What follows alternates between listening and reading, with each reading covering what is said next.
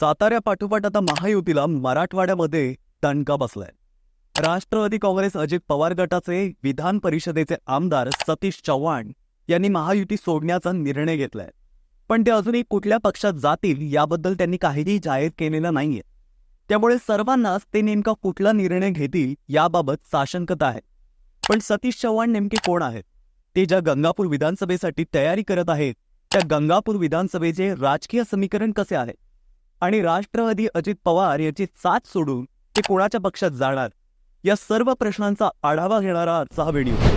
नमस्कार, मी सर्वेश. तुम्ही बघताय सत्य पे सत्ता, म्हणजे थोडक्यात आणि महत्वाचं. सतीश भानुदासराव चव्हाण हे विधान परिषदेवरचे हॅट्रिक करणारे मराठवाड्यातील एकमेव आमदार आहेत. 2008 पासून आतापर्यंत जवळपास 17 वर्ष ते विधान परिषदेचे आमदार म्हणून काम करतात. यासोबतच मराठवाडा कृषी विद्यापीठ कार्यकारी परिषद सदस्य तसेच मराठवाडा शिक्षण प्रसारक मंडळाचे ते सचिव सुद्धा राहिलेत. त्यामुळे शिक्षण संस्थेतलं त्यांचं काम सोबतच गंगापूर विधानसभा मतदारसंघात असलेला त्याचा जनसंपर्क दांडगा आहे. याचाच फायदा त्यांना या निवडणुकीत होणार असं दिसतंय. छत्रपती संभाजीनगर लोकसभेअंतर्गत येणाऱ्या 6 विधानसभेपैकी एक विधानसभा म्हणजे गंगापूर विधानसभा. 2011च्या जनगणनेनुसार येथील एकूण लोकसंख्या 3,58,000 आहे. 1962 ते 1980 पर्यंत इथे भारतीय राष्ट्रीय काँग्रेस याचं वर्चस्व होतं. 1985 साली समाजवादी काँग्रेसचे किसनराव कसने विजयी झाले. त्यानंतर 1990ला शिवसेनेचे कैलास पाटील विजयी झाले. तेव्हापासून गंगापूर तालुक्यात शिवसेना वाढीस लागली. शिवसेना भाजप युती झाल्यामुळे शिवसेनेसोबतच या मतदारसंघात भाजपाला सुद्धा आपले पाय पसरवता आले. हळूहळू जनसामान्यांमध्ये काँग्रेस आणि राष्ट्रवादी काँग्रेस यांच्या विचारांचा पगडा कमी झाला आणि भाजप शिवसेना यांच्या युतीच्या विचारांना पाठिंबा मिळू लागला. बाळासाहेबांचं कट्टर हिंदुत्व आणि भाजपाची असलेली केंद्रातली साथ, या दोन्ही गोष्टी याला कारणीभूत होत्या. 2009 साली शिवसेना आणि भाजप युती अंतर्गत ही जागा शिवसेनेला सुटली. शिवसेनेकडून अण्णासाहेब पाटील माने उभे होते, तर राष्ट्रवादी काँग्रेस आणि काँग्रेस यांच्या युतीमध्ये ही जागा राष्ट्रवादीला सुटली.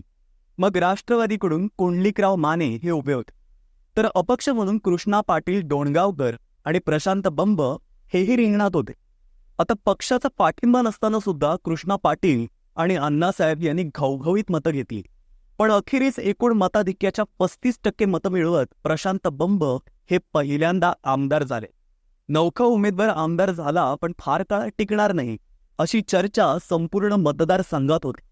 पण प्रशांत बंब यांनी आपल्या प्रचार यंत्रणा आणि जनतेतील प्रत्यक्ष भेटींना दिलेलं महत्त्व, यामुळे जनतेने त्यांना 3 वेळा आमदार बनवलं. 2014 साली शिवसेना आणि भाजप हे स्वतंत्र लढले. तेव्हा शिवसेनेकडून सध्याचे विधान परिषदेचे विरोधी पक्षनेते अंबादास दानवे हे प्रशांत बंब यांच्या विरोधात उभे होते. प्रशांत बंब यांनी भाजपाकडून तिकीट घेतलेलं होते, तर राष्ट्रवादी काँग्रेसकडून कृष्णा पाटील डोणगावकर सुद्धा मैदानात उतरले होते. याही वेळी सामना अतितटीचा झाला, तरीही प्रशांत बंब यांनी मैदान मारलं. मागच्या म्हणजे 2019च्या निवडणुकीत प्रशांत बंब यांच्या विरोधात संतोष माने पाटील राष्ट्रवादीकडून उभे होते, पण मोठ्या मताधिक्याने त्यांना पराभव स्वीकारावा लागला. प्रशांत बंब यांना देवेंद्र फडणवीस यांच्या जवळचे व्यक्ती म्हणून ओळखलं जातं. देवेंद्र फडणवीस यांच्याशी असलेले सलोख्याचे संबंध मतदारसंघात कुठलीही योजना आणण्यासाठी मदतीची ठरते, तर निधीची कमतरता त्यांना कधीही भासत नाही.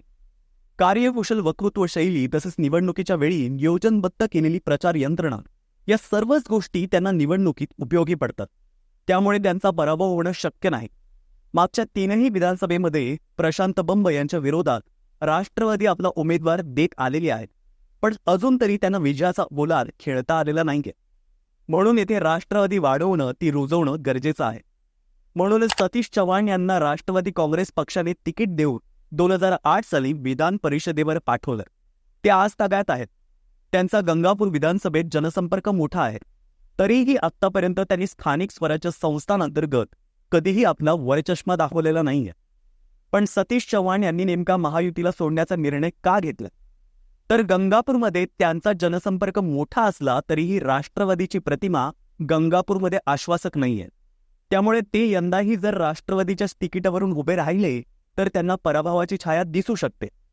इथे हिंदू बहुल मतदान असल्या कारणाने महायुतीसोबत असणाऱ्या भाजप आणि एकनाथ शिंदे यांच्या शिवसेनेच्या हिंदुत्वाचा वापर आपलं मतदान वाढवण्यासाठी त्यांना करता येऊ शकतं. मात्र अजित पवार यांच्याकडे इच्छुकांची होणारी फाऊ गर्दी तसेच महायुतीतर्फे ही जागा भाजपाला सुटेल हे जवळपास निश्चित असल्यामुळे अजित पवार यांच्याकडून त्यांना तिकीट नाकारलं जाऊ शकतं हे जवळपास त्यांना स्पष्ट होतं.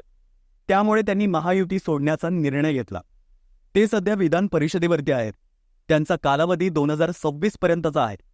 अजित पवार यांच्या राष्ट्रवादीकडून त्यांना तिकीट देण्यात आलं होतं, पण महायुतीमध्ये बंडखोरी करून ते दुसऱ्या कुठल्या पक्षात जर सामील झाले तर मात्र पक्षविरोधी कारवाई समजून त्यांची आमदारकी रद्द होऊ शकते.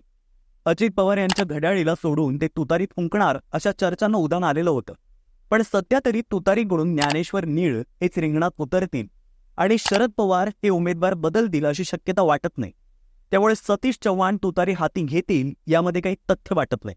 याचं सर्वात महत्त्वाचं दुसरं कारण म्हणजे यावेळी महाविकास आघाडीतर्फे ही जागा उद्धव ठाकरे यांच्या गटाला असू शकते.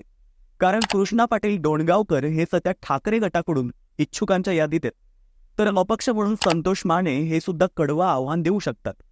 त्यामुळे महाविकास आघाडीमध्ये सुद्धा इच्छुकांची गर्दी आहे. तसेच अस्पष्ट का होईना पण त्यांची उमेदवारी जाहीर केलेली आहे. सतीश चव्हाण यांनी हे सर्व डावपेच समजून अपक्ष उभे राहण्याचा निर्णय घेतला असावा.